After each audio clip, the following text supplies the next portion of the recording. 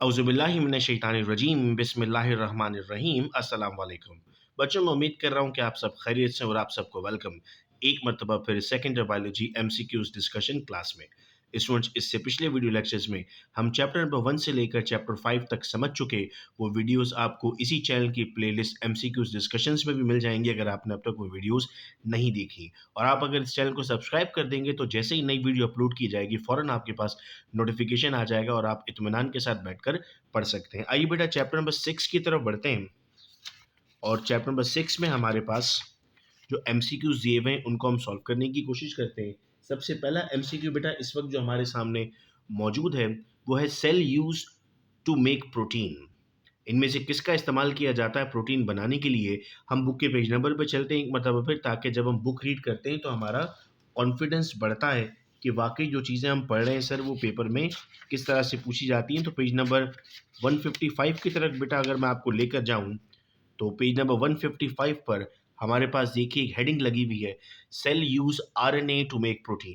तो इसका मतलब इस सवाल का सही जवाब क्या हो गया जो हमसे पूछा गया था। सर जो सवाल हमसे पूछा गया था उसका सही जवाब हो गया हमारे पास आरएनए। फिर सवाल है base present in RNA but not in DNA. वो कौन सा बेस है जो आरएनए में मौजूद है डीएनए में मौजूद नहीं है। जब पेज नंबर 159 पर बेटा हम पढ़ते हैं तो हम कहते हैं सर हमारे पास there are four different bases in DNA: adenine, cytosine, guanine, thymine. There are also four bases in RNA: adenine, cytosine, guanine, and uracil. तो adenine, cytosine, guanine, adenine, cytosine, guanine RNA और DNA दोनों में similar हैं, लेकिन thymine और uracil ये difference है। DNA में थायमीन है और आरएनए में यूरेसिल मौजूद है। तो इसका सही जवाब क्या हो गया sir uracil. The chromosome number in man is, page number हमारे पास यहाँ मौजूद है 144। आप कहेंगे सर ये तो आसान सवाल है, पेज नंबर पर जाने की क्या ज़रूरत है। वहाँ जाके बेटा आपको एक और चीज़ समझानी है मुझे। आपको पता है 23 पेयर्स होते हैं, लेकिन आपको पता है आपके पास पेपर्स में और मॉडल पेपर्स में इससे एमसीक्यूज शामिल है कि किस में कितने पेयर हैं। तो हम तो पूरा चैप्टर ही रिवाइज कर लेते हैं साथ में। तो आपको अब इस इंपॉर्टेंट चार्ट को याद कर लेना है बेटा कि इसमें से ज़रूर सवाल पूछा जा सकता है। जैसे ही हम ये अपनी वीडियोस कंप्लीट करेंगे इसके बाद हम एमसीक्यूज़ का अपना टेस्ट भी ले लेंगे, ताकि जो भी हमने एमसीक्यूज़ पढ़े हैं उनकी और अच्छी ज़्यादा प्रैक्टिस हो जाएगी हमारी।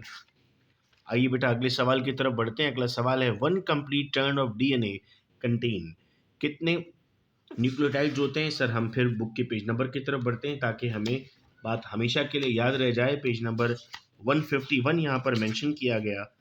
आइए देखते हैं पेज नंबर 151 में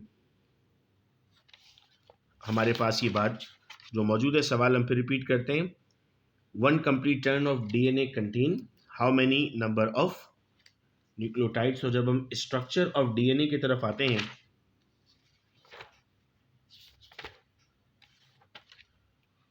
तो हमें बेटा स्ट्रक्चर में यहाँ पेज नंबर 151 में मिलता है 3.4 angstrom distance along the length of polynucleotide strand and 10 mononucleotide occur per complete turn। अब सिर्फ 10 मोनोन्यूक्लियोटाइड नहीं याद रखना बेटा आपको, यानी ये पूरा पैराग्राफ आपके लिए इंपॉर्टेंट हो गया, जिसमें आपको बताया जा रहा है कि ए की बॉन्डिंग टी के साथ है, सी की बॉन्डिंग जी के साथ है, कितना डिस्टेंस है इनके अंदर। अब ये सब भी आपको याद रखना ज़रूरी है। यही फ़ायदा होता है हमें बुक की एमसीक्यूज़ को सॉल्व करने का, और आपके पेपर्स में यही एमसीक्यूज़ पूछे जाते हैं आपसे। फिर सवाल है to specify an amino acid genetic code uses, कितने बेस इस्तेमाल किए जाते हैं। सर पेज नंबर 159 पर अब हमारे पास एक पैराग्राफ मौजूद है जेनेटिक कोड्स का, जिसको हम रीड करते हैं, जिससे हमें पता लगता है। ये देखिएगा बेटा अब यहाँ पर इस पैराग्राफ को मैं आपके सामने रीड करने जा रहा हूँ। If a sequence of 3 basis पर अमाइनो एसिड हाउएवर गिव्स, तो यहाँ पर आपको पता लग जाता है कि सर हमें कितना कॉम्बिनेशन इस्तेमाल करना है। हमें 3 का कॉम्बिनेशन इस्तेमाल करना होगा। तो सही जवाब क्या बन जाता है हमारे पास। सर हमारे पास करेक्ट आंसर बन जाता है 3 बेसिस। अगला सवाल है type of chromosome when centromere is located at the centre. मैंने लिखा फर्स्ट ईयर चैप्टर नंबर 4। अब ये क्या बात हो गई सर, हम पढ़ रहे सेकेंड ईयर हैं और आपने लिख दिया फर्स्ट ईयर चैप्टर नंबर 4। तो आइए मैं आपको आपकी बुक की लाइन रीड कराता हूँ, जिसमें आपकी बुक उसको रेफर करती है।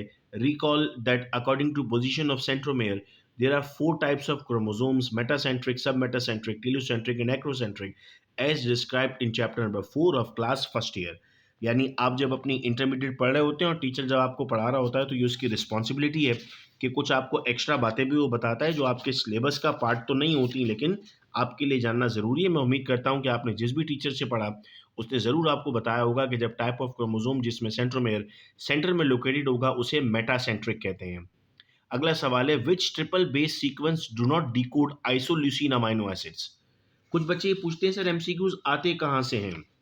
तो आज उनको ये पता लग रहा है कि उन्होंने अगर ये चैप्टर पढ़ भी लिया था तब भी वो परेशान हो रहे हैं कि उनका जवाब नहीं मिल रहा है। ये चार्ट शायद आप लोगों ने नहीं पढ़ा था, आज इस चार्ट पर डबल टिक लगा दो, ये मोस्ट इंपॉर्टेंट चार्ट है। सवाल ये पूछ लिया कि जो पीछे सीक्वेंस दी हुई थी इनमें से कौन सी आइसोल्यूसिन की नहीं होती। तो देखो आइसोल्यूसिन की 3 सीक्वेंस दी हुई हैं, ACU, ACC और ACA। अब आपको उन ऑप्शंस में देखना है कि कौन सी सीक्वेंस डिफरेंट है। देखो AUU भी दी हुई है यहाँ पर, AUA भी दी हुई है यहाँ पर। ये आपके पास आइसोल्यूसिन की सीक्वेंस दी हुई है, ACA, ACC, ACU। आपके पास AUG नहीं दी हुई, तो AUG is the correct answer. Do not decode isoleucine, ये डिकोड नहीं करेगी आइसोल्यूसिन को।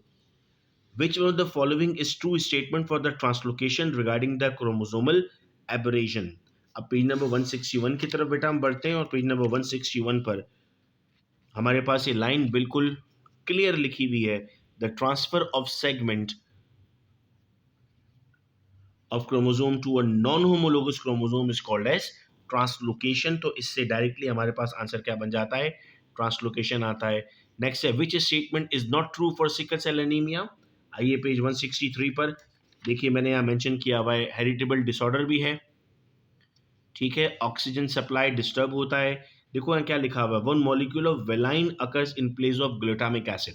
और आपके एमसीक्यू में क्या मौजूद है, alanine occurs in place of glutamic acid. ये स्पेलिंग मिस्टेक है यहाँ पर, इसकी जगह वेलिन होना चाहिए था, तो ये हमारे पास रॉन्ग हो गया।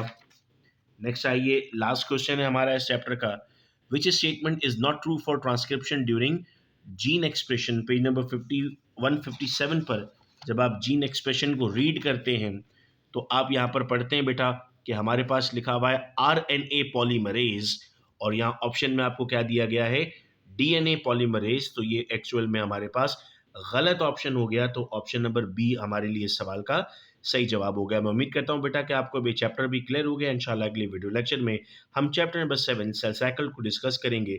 वीडियो लेक्चर फ्रेंड्स के साथ शेयर कर दीजिएगा ताकि उनको भी तमाम इन्फॉर्मेशन पहुंचे। बहुत शुक्रिया आप तमाम का इस वीडियो लेक्चर को सुनने का। अपना बहुत ख्याल रखिएगा आप सब लोग। अल्लाह हाफिज़।